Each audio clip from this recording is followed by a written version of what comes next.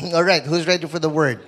May tanong ako, sino sa inyo, you've been with us the past 4 days in our nights of glory? Yung napapagpalat masaya. Who will be here tonight? Alright, you should be here tonight.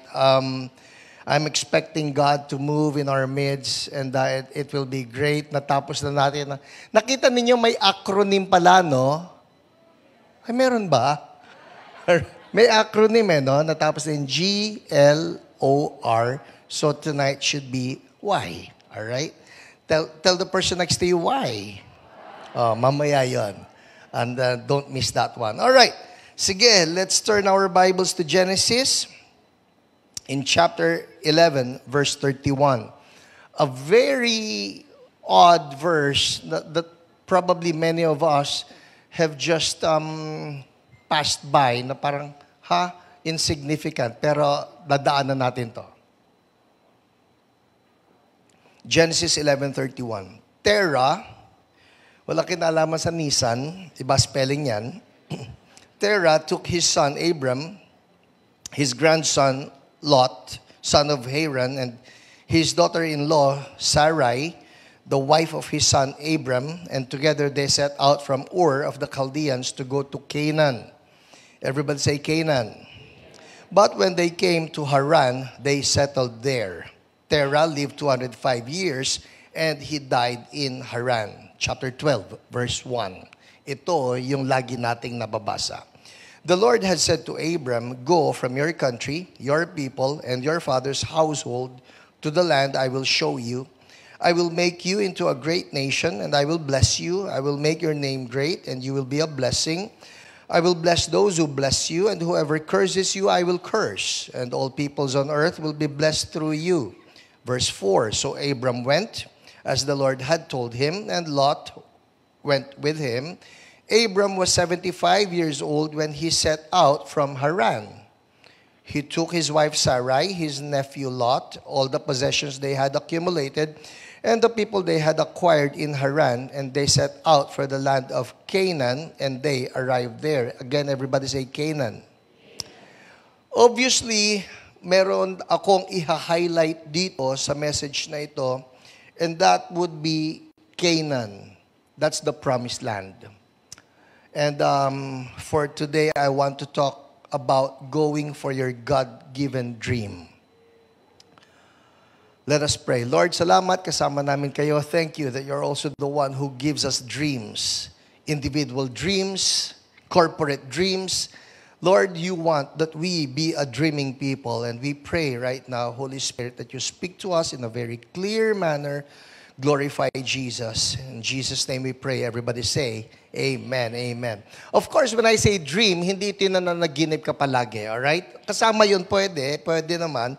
But when I say dream, I mean a strong desire. It is a strong desire or goal or purpose that you know to be God-given.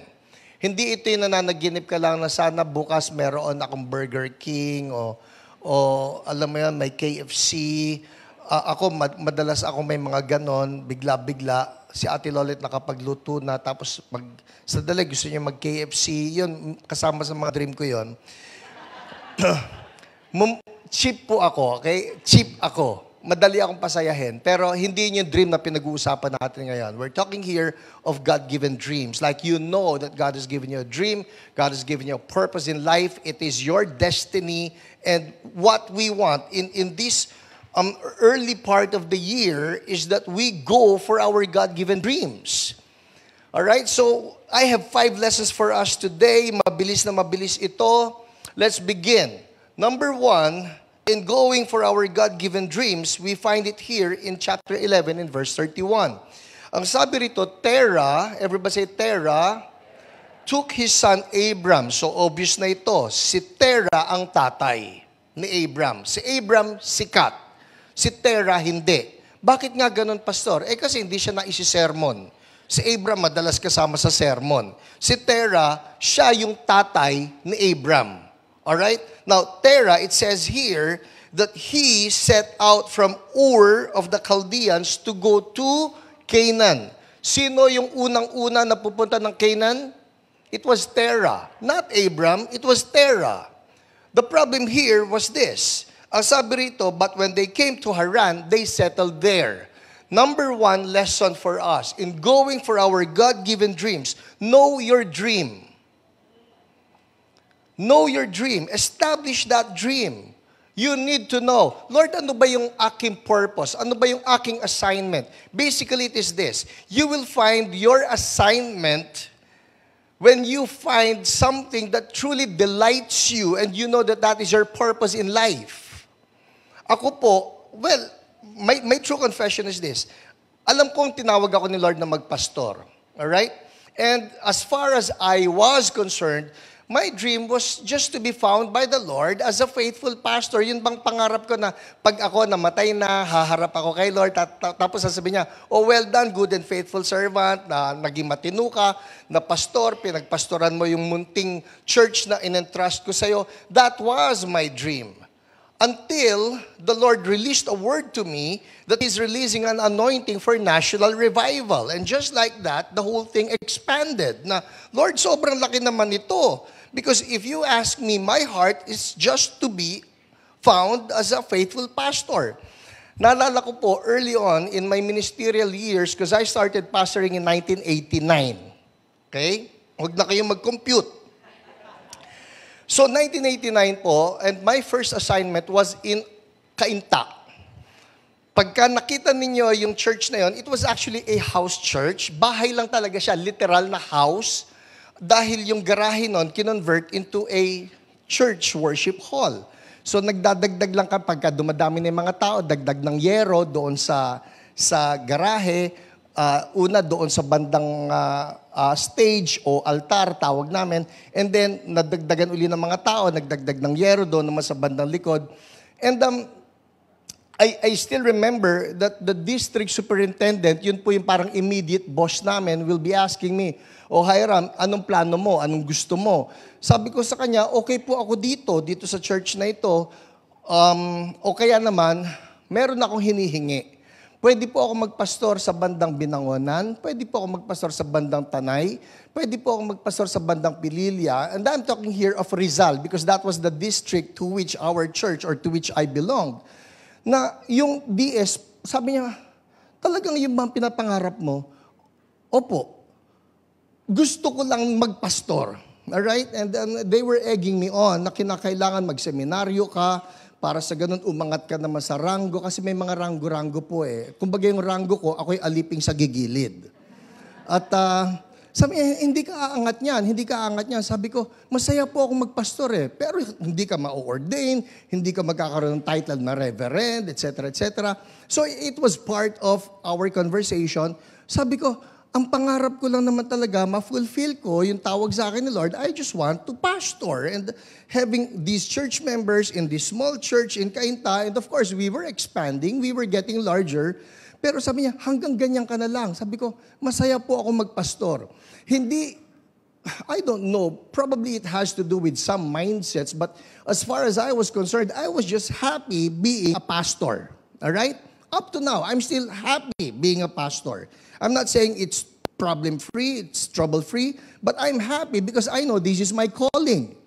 Pero ito yun eh. Sabi ni Lord, okay, Hiram, palakihin natin ng konti yung iyong vision. Palakihin natin ng konti yung iyong assignment. Let's talk about national revival. And just like that, ngumawa ako. I started crying. I was bawling before God. Oh, God, this is too big for me. This is too big for me. And of course, I'm not saying exclusively na ako yung tinawag sa national revival, but this is the national revival which would be characterized by signs and wonders, by the power of God manifesting through healing, through deliverance. So, masaya-masaya ako ron, and I know that is my assignment now. Kaya hindi na lang ito church so blessed. Pinag-uusapan natin kung they were talking here of becoming a blessing even to the body of Christ. Alright? I'm talking about myself. That's my dream now. That is where I'm supposed to be headed to. Ang tanong sa bawat isa sa atin, do you know your dream? And of course, a more basic question to that would be, do you know your assignment? Paano ko malalaman, Pastor? Saan ka masaya?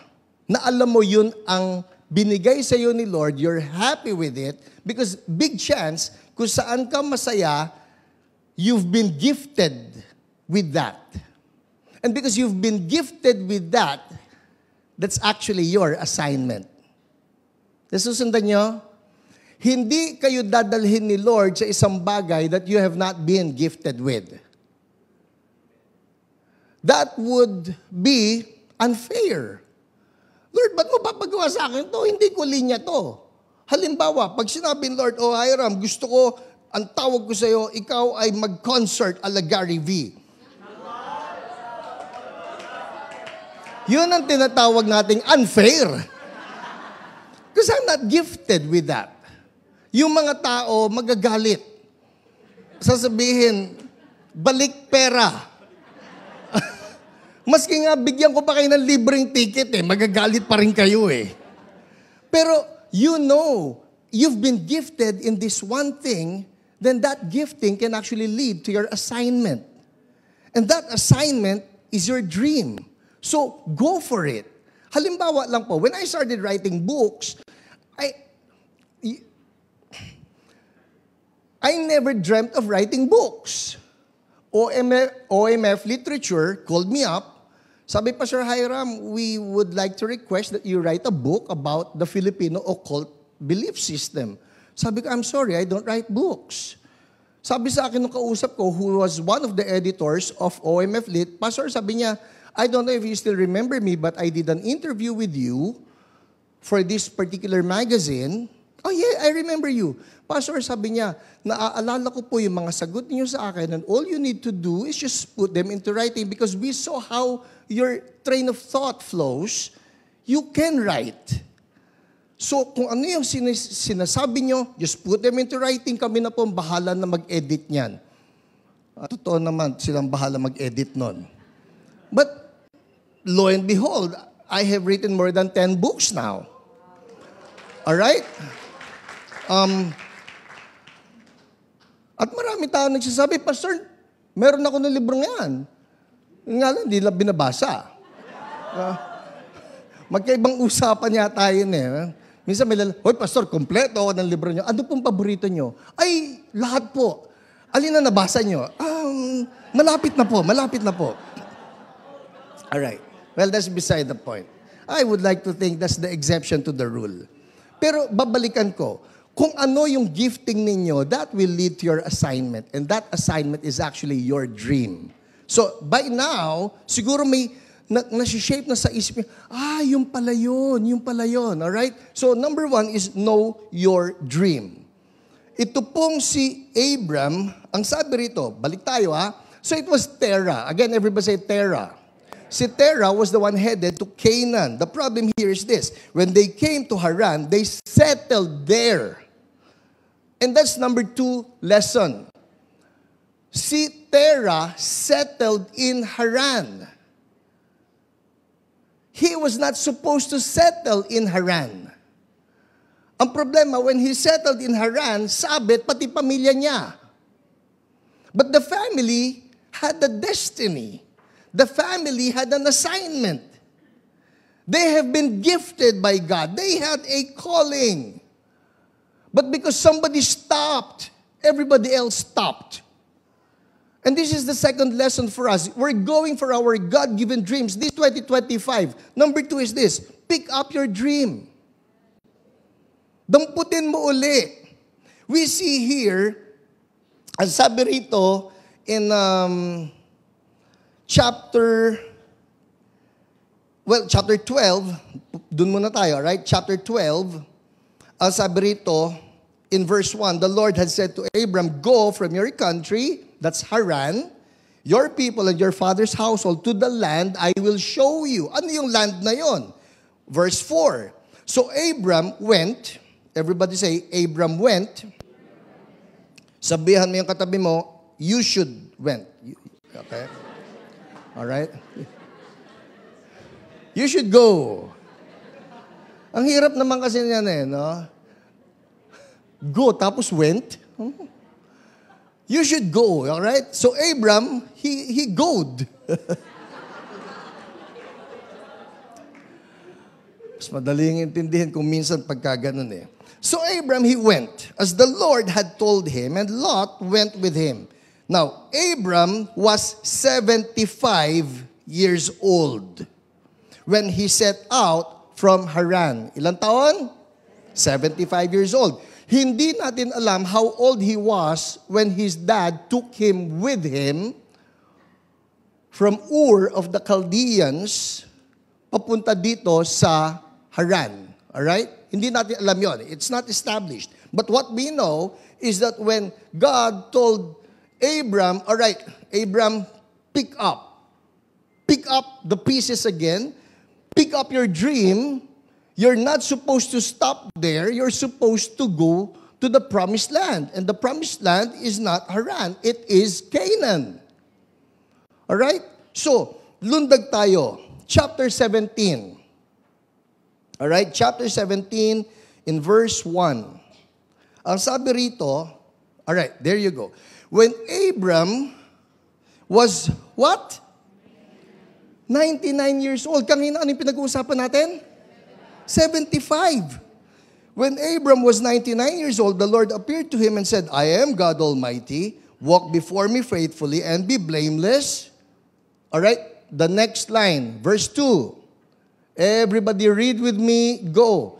Then I will make my covenant between me and you and will greatly increase your numbers. Jump to verse 8, please. Jump to verse 8. And everybody read, go. The whole land of Canaan, where you now reside as a foreigner, I will give as an everlasting possession to you and your descendants after you, and I will be their God. Imagine that. The promise was given. 75 years old siya. Now he's 99. And the Lord is still telling him, Abram, it's still the same assignment. It's still the same destiny. It's still the same dream. You will have the whole land. Everybody say, whole land. Ito yan eh. Pwede ka mag-settle sa isang spot lang. But the promise was the whole land. And we have a tendency to shortchange God. And also to shortchange ourselves. Yung bang, okay na ako rito, Lord. Parang yung sinasabi ko kanina, Lord, masaya na ako, ilagay mo ako sa Tanay. Ilagay mo ako sa Pililya. Ilagay mo ako sa Binangonan. I was asking for a little church. Nothing bigger than the one that I was pastoring in Cainta. Now, I'm not saying pangit na ikaw nasa maliit na church. But what I'm saying is, if God has a bigger plan for you, then go for it. Amen. Kasi Pastor, gusto ko humble ako eh. Does not have anything to do with humility. It may have something to do with just plain disobedience. Kasi nagsasabi na si Lord malaki plano ko sa iyo. Abram, you're not supposed to stop in Haran. You're supposed to go to Canaan, not just Canaan, but the whole land of Canaan. So I'm talking to somebody right now. Probably God has given to you an assignment. You stopped. Probably God was telling you, alam mo, itong plano ko para sa'yo, it's something bigger than where you are now, and then you stopped. Probably you allowed fear into your life. Probably you allowed comfort. Minsan comfort kalaban eh. Masaya na ako rito eh. You remember when Jesus was being talked to by Peter, sabi ni Peter, Lord, ang dami-dami ng mga tao naghahanap sa inyo. Because you're famous here. You're popular in this town. We can establish our headquarters right here. Amplified version ko po yun. Na Jesus, dito na tayo. But Jesus said, no. We need to move to the other towns because that is why I was called. I cannot stop here. So, I'm talking to somebody. If you have been given that dream, you know you're happy with that one. It's fulfilling a desire in you, a God-given desire. Pick it up. Tama-tama ito 2025, bagong taon. Simulan mo uli. Amen? Sabihan mo yung katabi mo, pick up your dreams. Meron po akong, so I was doing some research while preparing for this message. I read about a governor of California talking about California. Pag-pray natin talaga what Karen said a while ago about the fires in Southern California. There was, well, ngayon po, no, California is known to be highly democratic. When I say democratic, it's under Democrats, no? But there was a Republican governor of California before. The name is Governor Pete Wilson.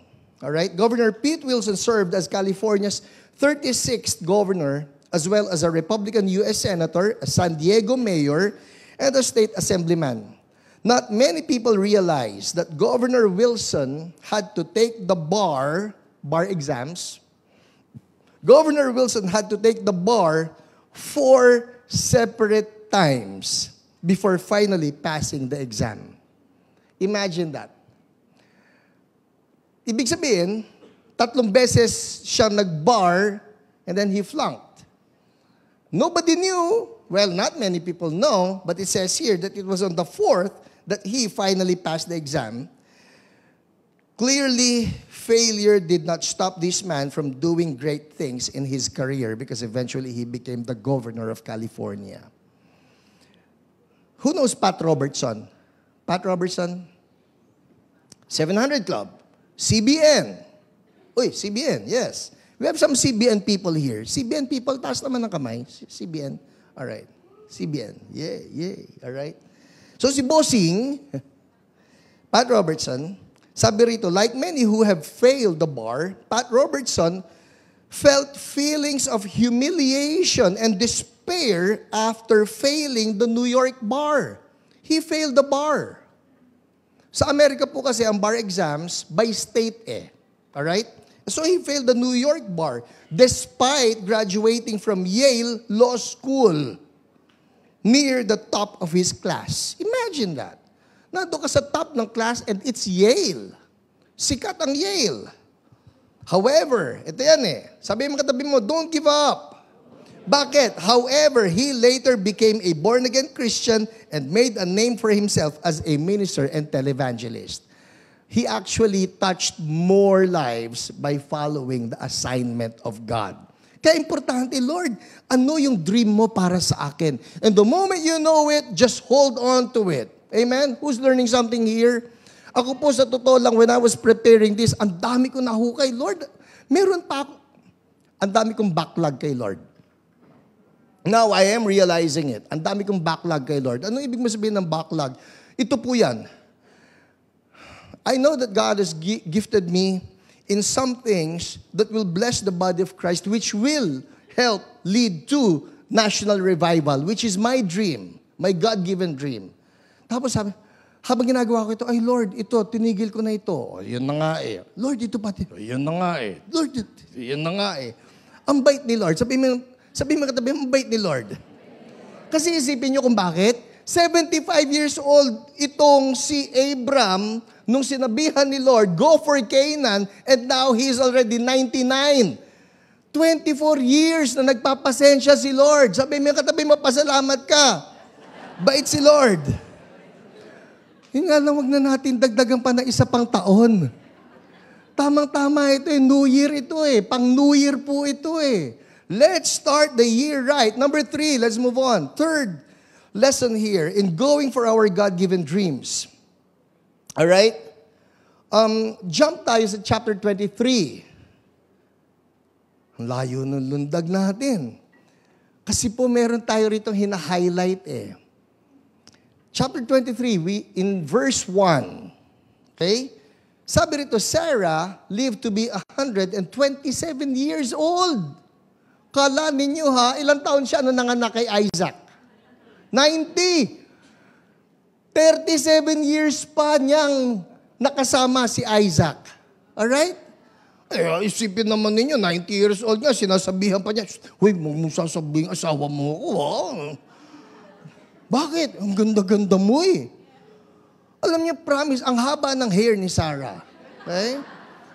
Ganda-ganda mo eh. Pag nalaman nila na nasawa mo, papapatay ako niyan kasi lahat gusto maging girlfriend ka eh. So, it actually happened at least twice. One to the Pharaoh of Egypt. Pangalawa to Abimelech. Abimelech, they say, is a title of kingship as well. So magtataka siguro kayo, bakit ganun? May Abimelech na kay Abraham, may Abimelech pa kay Isaac. Ang tagal naman ng buhay ng Abimelech na yan. Abimelech could be a title, like a Pharaoh, alright? So, palagi sasabihin nila ng Abraham, huwag mo sasabihin ng asawa mo ako, bakit padedo ako? Bakit naman? Ang ganda-ganda mo eh. Minsan tuloy inisip ko, tama si Andrew E. eh.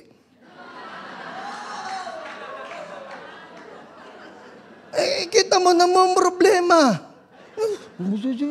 Nagsisinungaling pa. Anyway. Right. Of course. Uy, ako hindi ko sinunod si Andrew E.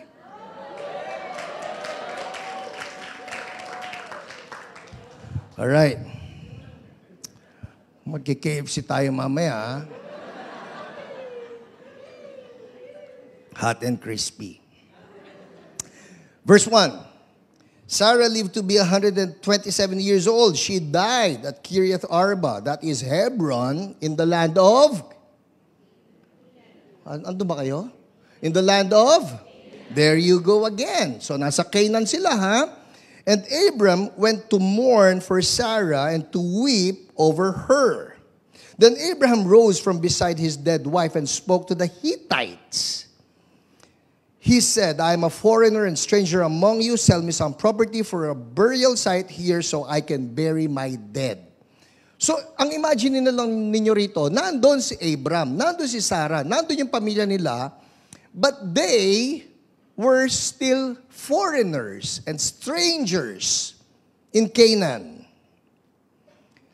Para silang nomads, na palipat-lipat lang yung mga tents. Verse 5, the Hittites replied to Abraham, Sir, listen to us. You are a mighty prince among us. Bury your dead in the choicest of our tombs. None of us will refuse you his tomb for burying your dead. Verse 7, then Abraham rose and bowed down before the people of the land, the Hittites. He said to them, if you are willing to let me bury my dead, then listen to me and intercede with Ephron. Walang kinalaman kay Zach.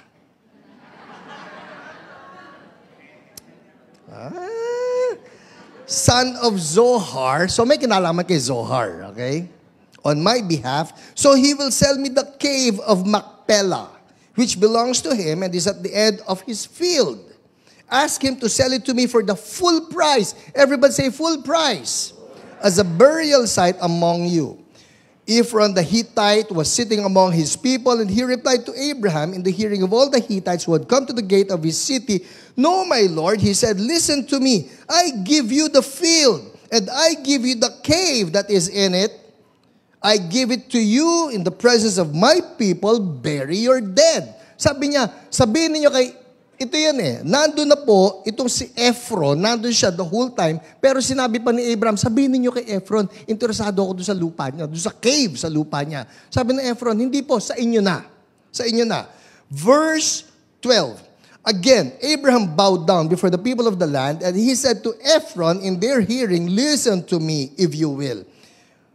If I will pay the price of the field. Accept it from me so I can bury my dead there. Ephron answered Abraham, listen to me. Ito po, listen to me, listen to me. Napansin nyo? Makinig ka, makinig ka rin, makinig ka, makinig ka rin. Hindi naman nag-aaway yan. Listen to me, my Lord. The land is worth 400 shekels of silver. But what is that between you and me? Bury your dead. Just bury your dead. Abraham agreed to Ephron's terms and weighed out for him the price he had named in the hearing of the Hittites, 400 shekels of silver, according to the weight current among the merchants. So Ephron's field in Macpelah near Mamre both the field and the cave in it, and all the trees within the borders of the field was deeded to Abraham as his property in the presence of all the Hittites who had come to the gate of the city. Afterward, Abraham buried his wife Sarah in the cave in the field of Machpelah near Mamre, which is at Hebron in the land of Canaan. So the field and the cave in it were deeded to Abraham by the Hittites as a burial site. What's the whole point of the story? Number 3 lesson. Going for our God-given dreams. What's the dream again? Canaan is supposed to be the promised land. That's his. That's his family's. It should be theirs. But up to this point, nakikitira lang sila. They were with the Hittites. Namatay si Sarah. What happens next? Sabi ni Abraham, I need to buy a place of burial. Yun lang ang una. I want the cave. Sabi nung may-ari, you can have the cave, you can have the field where the cave is. Inyo na. Hindi. I'll pay for it. Number 3 lesson, going for your dream. Invest in your dream. Hindi ako papayag ng libre. Babayaran ko yan. If you are to fulfill that dream, it is expected from you that there should be effort. It is expected from you that there should be time spent on that.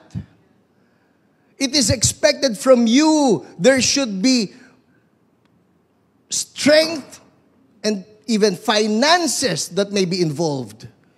Hindi basta mangyayari ang dream mo ng alahuan tamad tayo.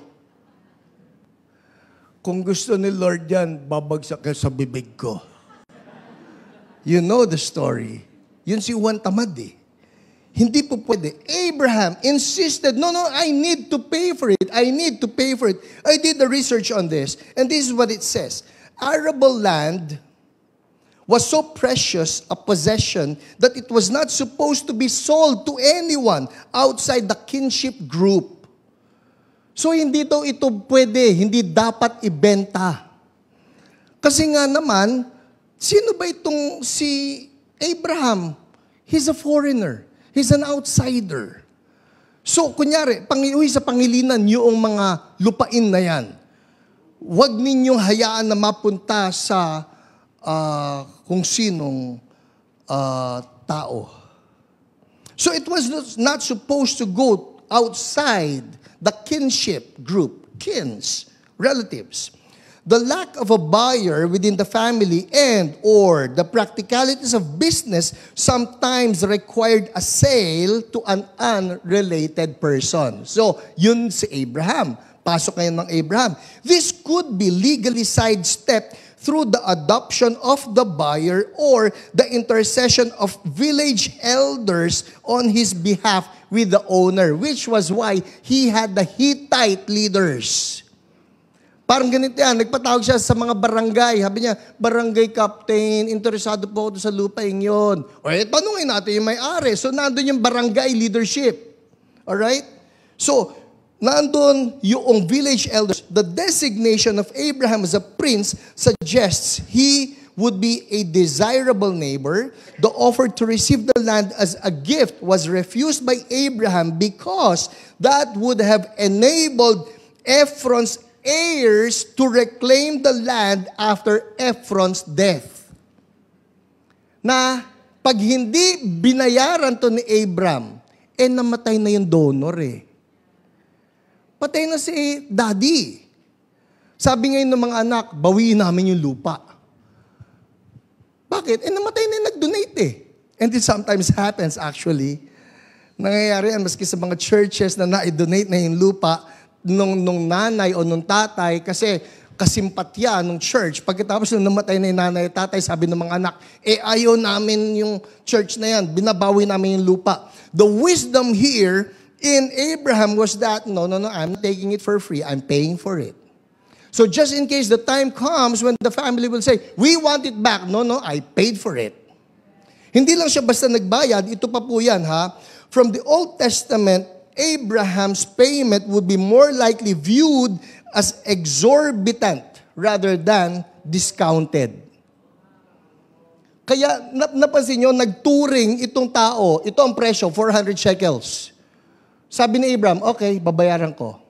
But it was actually expensive for that particular time in history. It was expensive. Ito pa naman, kung pag-uusapan yung magaling sa tawaran, Abraham magaling. You remember when God told him, I'm about to destroy Sodom and Gomorrah. Lord, what if there are 50? Sige, I want to, Lord, 45. 40, 30, 20, 10. Magaling to kung tawaran lang eh. Pero dito, okay, hindi ako tatawad. Sabi mo, 400, I'll pay for it. It could be expensive, but I want that time will come when somebody will question, yan ba talagang kay Abraham? Yes, it's his. Why? I paid for it. Full amount, no discount. Amen? Ano ang punto nito sa atin? When it comes to fulfilling your dream, huwag mong tawaran. Pag sinabi, Lord, ito ang dream ko para sa iyo eh. Baka naman pwedeng paliitin para mangyari na. We have a way of just lowering the bar for ourselves if only to be able to say, at least nagawa ko. Nagawa mo, but that is not the whole promise. Who wants the full promise of God? So wag natin si Lord tawaran. Amen? When it comes to counting the cost, investing in your dreams, going back to national revival, when God told me, it's an anointing for national revival, and it's supposed to bless the nations. So, all right, sige Lord. What to do? Ang totoo po, because I understand that I am in need of much equipping. Because I want to be a blessing. I want to be a blessing to CSB. I want to be a blessing to all of our daughter churches. I want to be a blessing to all of our pastors, all of our members, and I want to be a blessing to the body of Christ. So what to do? I need to invest in it. I still remember those times when I needed to fly out. Pupunta ako ng conferences. Pareho po ni Pastor Mavic, seminarista rin ako. Hindi yung seminaryo ko, di mahilig sa seminar. And I would be attending seminars. I still remember, sinama ko yung lahat ng pastor ng CSB. Hindi lahat. Most of the area pastors. Just FYI, pag sinabi ko pong area pastors, because what I did is I designated some of our pastors to look after different areas. All right? So we have somebody looking after Northern Luzon, halimbawa. We have somebody looking after Central Luzon, somebody looking after Visayas, Mindanao, etc., etc. So, sabi ko, kailangan natin yung revival. Kailangan natin yung revival na may signs and wonders.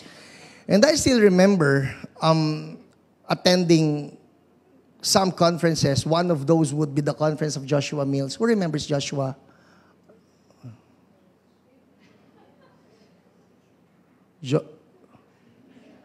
Joshua Mills. Okay, wow. All right.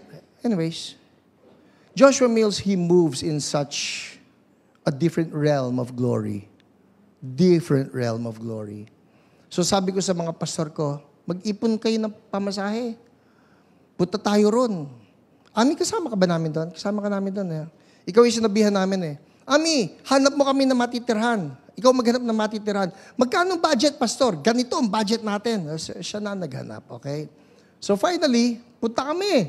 Naghihintay yan ng mga piece of fare. Alam niyo yung mga piece of fare. Ba't di kami ng Singapore kasama yung mga pastor natin? Pagkatapos, who has been to Singapore? Di ba ang ganda?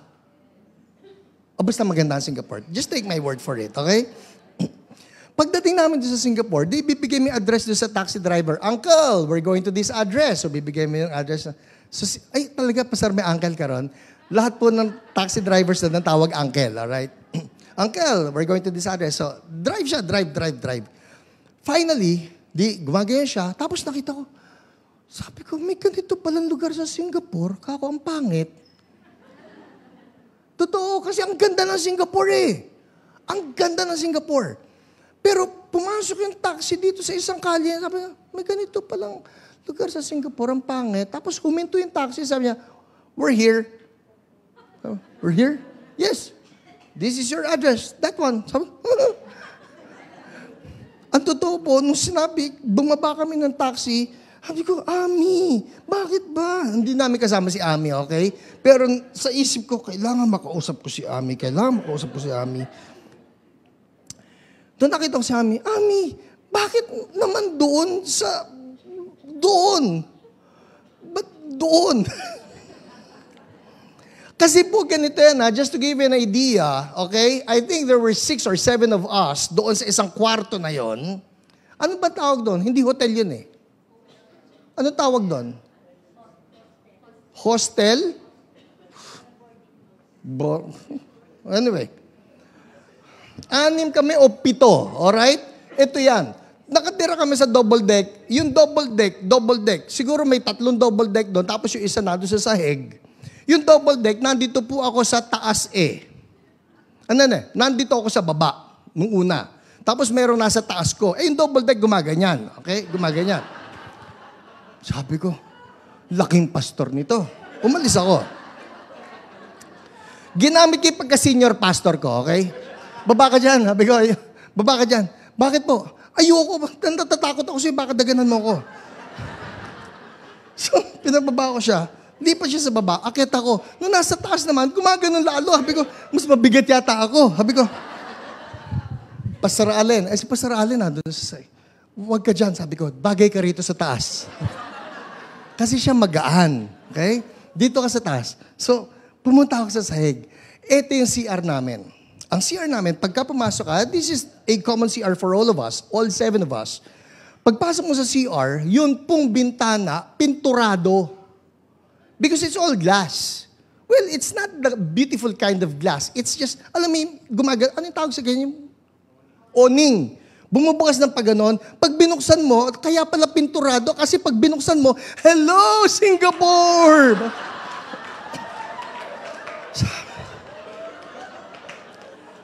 Sabi, huy, walang magbubukas ha? Walang magbubukas ng bintana dyan. So I'm reflecting on this. We were doing this. We would go to conferences like that one. We didn't have much money. Pero ang akin talaga, hindi. Kailangan nating makatanggap ng impartation eh. So, kung saan may conference, punta kami, a-attend kami. Alam niyo po, hindi lang kayo yung nakiki-attend. Ako nakiki-attend din ako. If you've seen me listen to our pastors, I jot down notes. Because I am still a student. I need to learn some more. I need to invest time in it. I need to study some more. Pupunta ako ng mga bookstores, maghahanap ako ng libro, pwedeng magdagdag sa akin ng kaalaman. Bakit hindi mangyayari ang dream mo nang hindi ka nag-i-invest dyan? So I still remember, Joshua would be playing the keyboard. Siyempre, ano yan? Punong-puno yan ng iba-ibang mga nationalities. Mga puti, mga itim, red and yellow, black and white. They are precious in His sight. Everybody nandun. Pero pagkatapos tumugtog ni Joshua, kami, tropa namin, yung mga Pilipino, ang kakapal. Akit kami ng stage eh. Pagkatapos yung keyboard, puputahan namin. Wow! Tapos, may gold dust, ang dami. Alam mo yung gold dust, sabi namin, ang dami. Wow!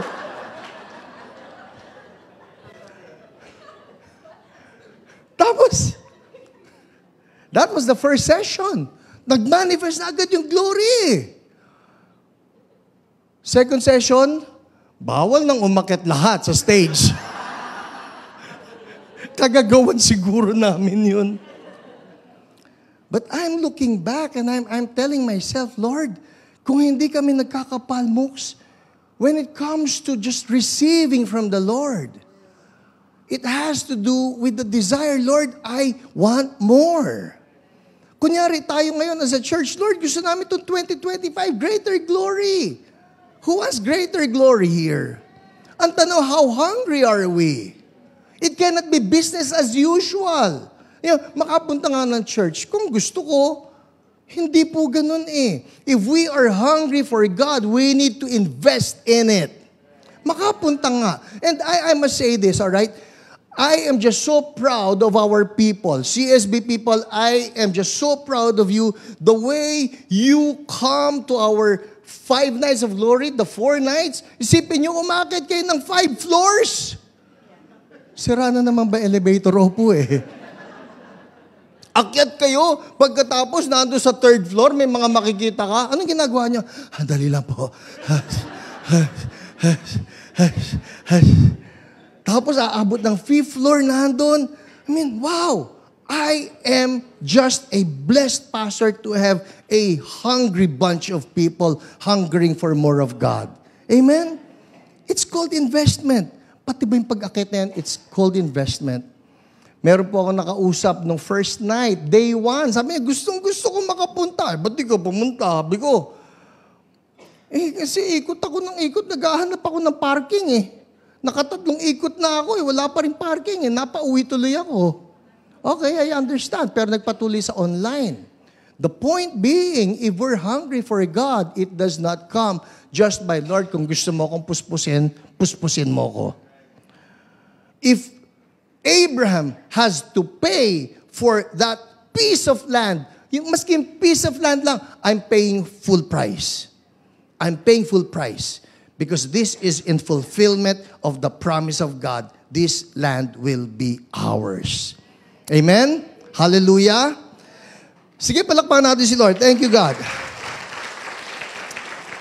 All right. Number 4. Let's move on. Number 4. This is the 4th lesson. Chapter 24. Let's jump.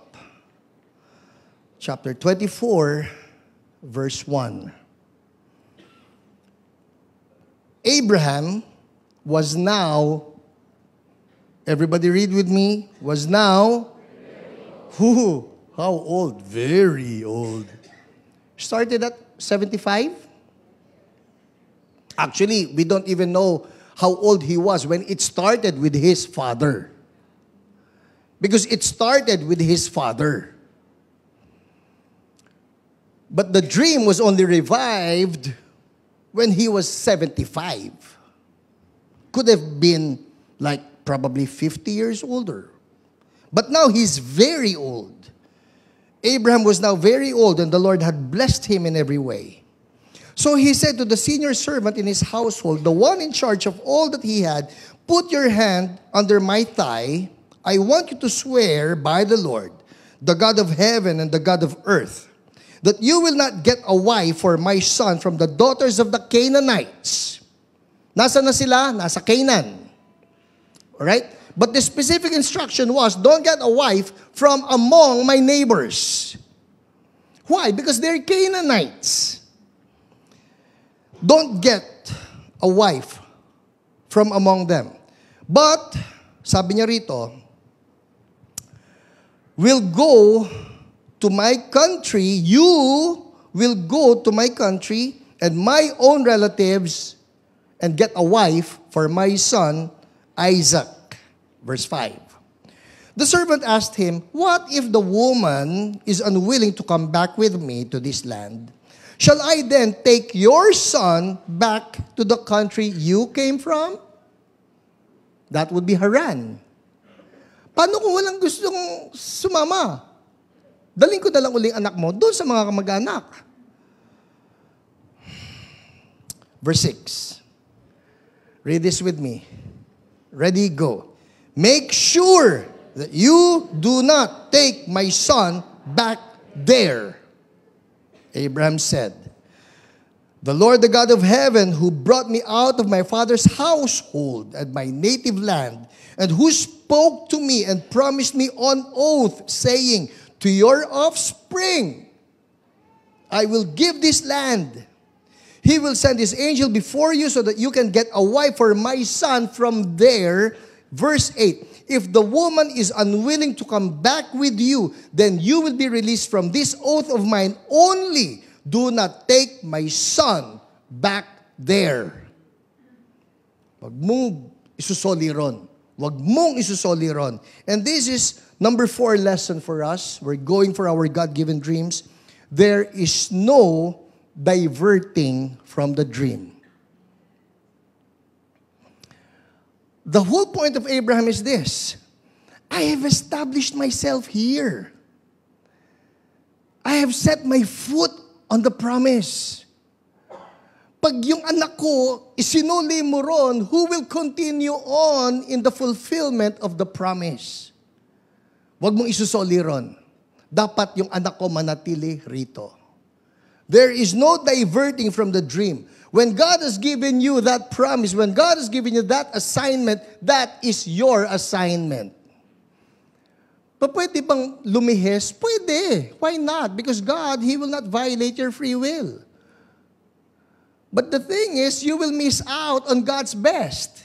Ganito na lang kasimple eh.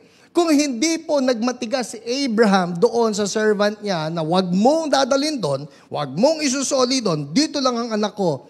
Right now, what we're talking about is, there is no legal right for Israel to be staying in that land right now. If there was a disobedience, if there was a shortchanging, okay na yun. Wala na pong ipaglalaban ang Israel ngayon. It's all rooted in this one. Are you getting this? There's no diverting from the dream. So ano yung sinabi ni Lord, kailangan gawin natin ito. Huwag tayong lumihis. Lord, sabi mo, national revival, so be it, so be it.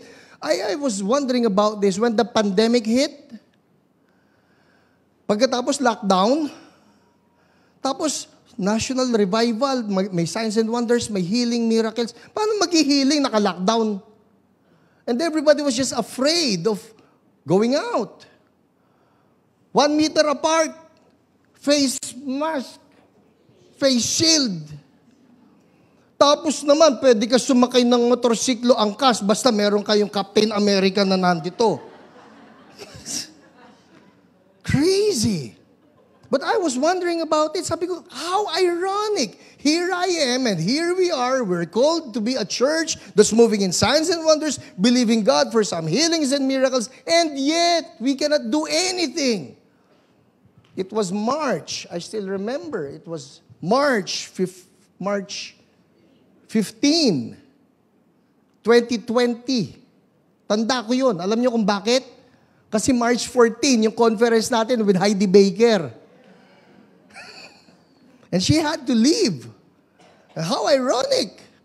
We're here pushing for an agenda of revival, pushing for an agenda of revival through signs and wonders, and yet we cannot even do signs and wonders. We can't even talk about healing. While everybody else was dying, while everybody else was losing hope, here we are as a church, paano nito? Bawal magkita-kita. Papayagan tayo doon sa venue natin. Alright, only 10 people are allowed inside. 10 people? Ako palang pamilya ko kagad, 5 na eh. Tapos may praise and worship, dapat sa Luwista na lang. And then you have a token crowd? Hindi pa pwede. So in my prayer moment, sabi ko kay Ate Lolet, alam mo, Mami, kinakailangan yung healing ministry. All the more that there should be a healing ministry. All the more. Paano mag-healing? Bawal nga ang meeting. Online healing, and Hio was born. Hallelujah. Di ba? Hallelujah. There's no diverting from the dream. Well, guess what? Nung nagkaroon ng Hio, sino rito, nakilala nyo Church So Blessed through Hio? Taas nga ang kamay. Yun, taas ang kamay na, oh, we're so happy to have you here. Alright? Ang totoo niyan, ang dami pa, ang dami ng mga tao na napunta sa atin through Hio. Minsan nag-grocery kami ni Ate Lolet eh. Alam niyo, the face mask and the face shield, tapos 1 meter apart, pero may pila, tapos si Ate Lolet was somewhere there. I mean, ako pinapila na niya. Kasi ang haba nga ng pila eh. Mahaba pero ang konti ng taong mahaba. Di, sabi niya, mauna ka na sa pila kasi nga, di, nandun siya sa malayo. Sabi ko, Mami, ganito rin, bumili ka na ganito. Sabi ko ganyan. Yung babae sa harapan ko, who was 1 meter away from me, lumingon. Sabi niya, kaboses niyo po yung pastor ko. Sabi niya ganyan. Ay, talaga po. Sabi ko, okay, mind you, nakamaskara ako, nakashield ako, okay? Sabi niya, kaboses niyo po yung pastor ko. Ay, talaga po. Sabi ko, pastor din po ako. Sabi ko ganun.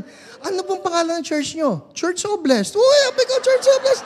Wow, sabi ko, saang church so blessed kayo? So I was assuming she must be church, ano ko eh, Church So Blessed cellphone. Ang ginawa, binaba ko yung maskara ko. Ay, kayo po yun!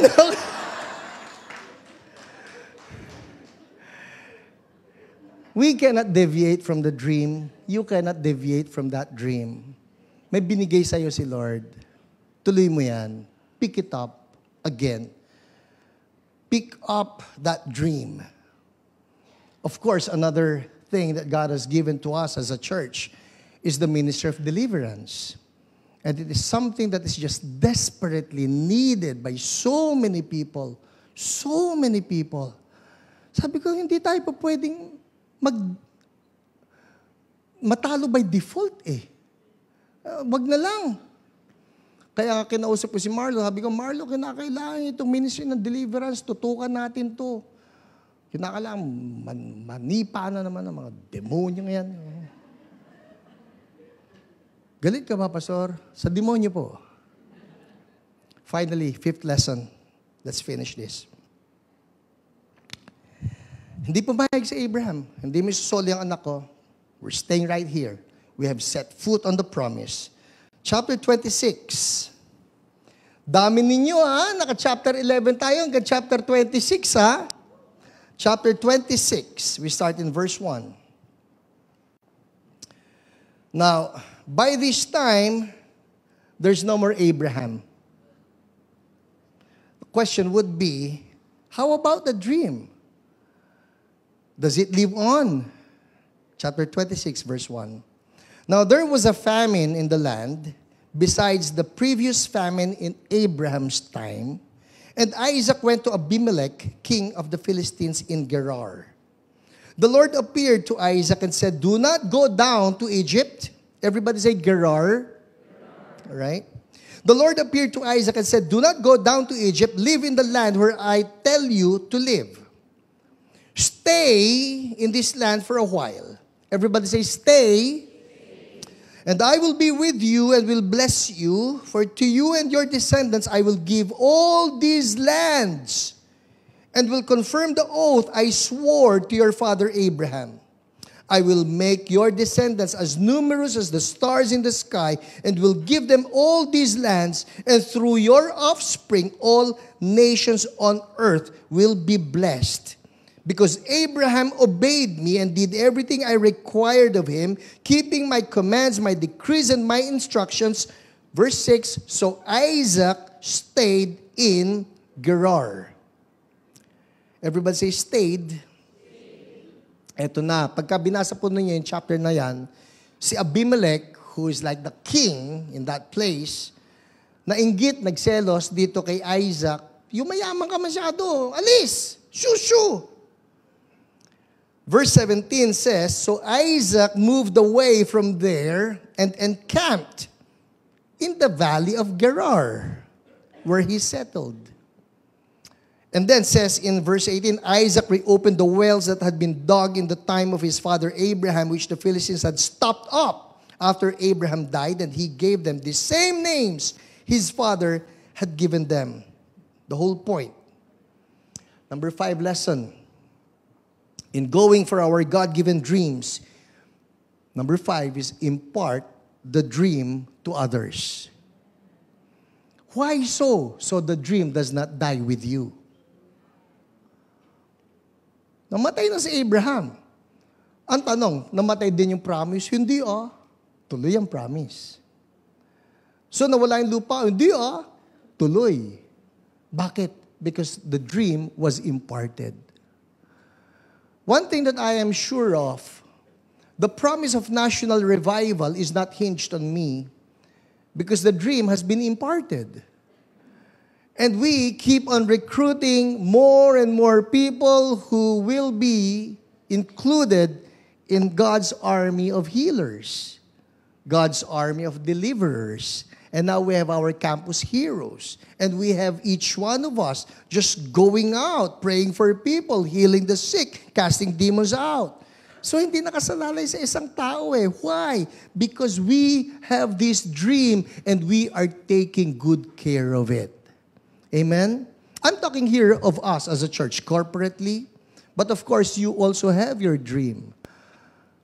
Kinakailangan, paypayan mo yan. Tiyakin mo, mangyayari yan. Ingatan mo yan. This year is a good year to just see the fulfillment of that dream again. Amen? Ano yung masarap dito sa impartation of the dream? Ito po yan eh. You have others who can agree with you in prayer. Hindi ka nag-iisa. Pagka, parang ayoko na, parang pagod na ako. Hindi, kasama kita rito, kasama mo kami rito. Lahat tayo itutulak natin yan, mangyayari ang dream mo na yan. Amen? Who learned something today? Let's all stand up. Thank you, Lord.